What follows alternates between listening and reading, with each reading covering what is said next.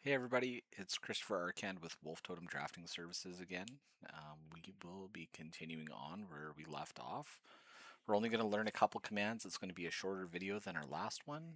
The last one was just our introduction and just kind of getting started.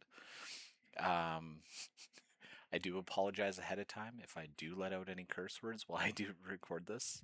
I try to keep this PG as possible. Um, but sometimes that oil field mouth, I like to call it, slips out. So I do apologize. But anyways, we'll continue on. So where we left off here is we left off with this beautiful circle. We called it the Pac-Man before, the line across. So last time we went over how to draw the circle, how to draw lines. We dealt with the trim command, and we also did mirror. So what are we going to do this time? Well, right now we're going to go into um, something as simple as this. We're going to trim this up and we're going to make another one of these.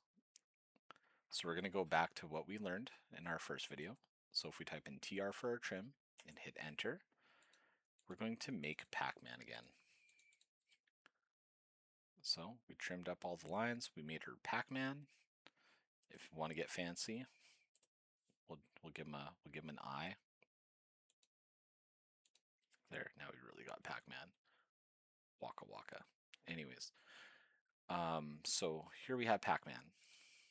Now, what we want now is we want to have another Pac-Man. So what we want to do is we want to select all. So you can either do the classic Control A, which you'd select everything, or you can do this where you click and drag.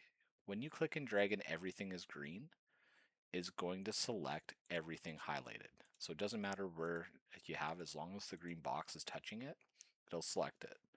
If you go and you click and you drag to the right and you see this blue box, it's not going to select everything. It's only going to select what's in the blue box. But for the purpose of this, we're going to go drag everything to the left, get everything in our green box, and we're going to make a copy of this. So in order to make a copy, what we're going to do is we're going to type CO, and that's going to be copy. And it's going to say specify base point or, and that's when you click use a part on the model space as a reference. But for the purpose of this, we are just going to click anywhere and we're going to just drag this other Pac-Man just to the right. So now we got two Pac-Man. I wonder how far Pac-Man is away from Pac-Man. So our next command we're going to learn is how we're going to measure stuff. So in order to measure stuff, there's two ways, I believe.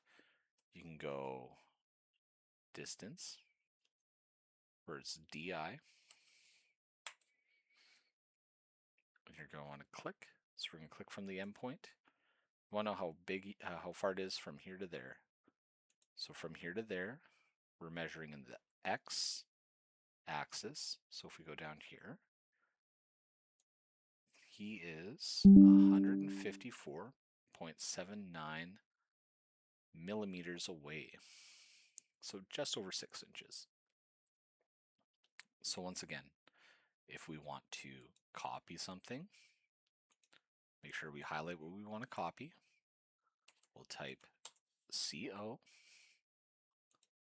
We're going to click for this purpose anywhere and just move in the direction we want. Now what happens if we had a little war of Pac-Man? Let's do that. Well, where's this war going to have? You know what? Let's have them the next Pac-Man, I don't know, say like 152 millimeters away. I don't know, that seems random, but it's actually like 6 inches. So what we'll do is we're going to highlight what we want, and we're going to mirror these guys. What we're going to pick? We're going to pick the middle of this line. We're just going to snap to. We're not going to erase these, but we will delete this line now because we don't need that reference line. And if you see, they're 152 millimeters apart. There, we got our army of Pac-Man.